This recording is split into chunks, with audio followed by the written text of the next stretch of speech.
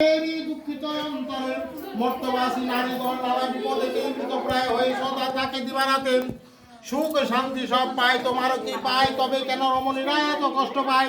কি বোধ করিলে হয় বিপদের নাশ? কৃপা করি কহ প্রভু।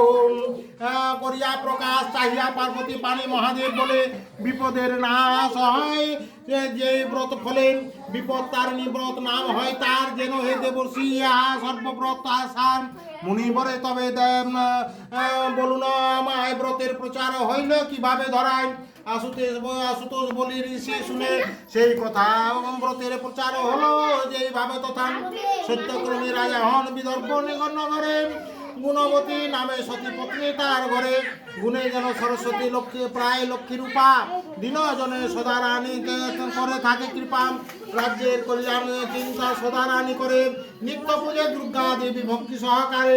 বিপদ তার নিব্রত প্রচার কারণে ইচ্ছাময়ী দুর্গা দেবী ইচ্ছা কইল মনে,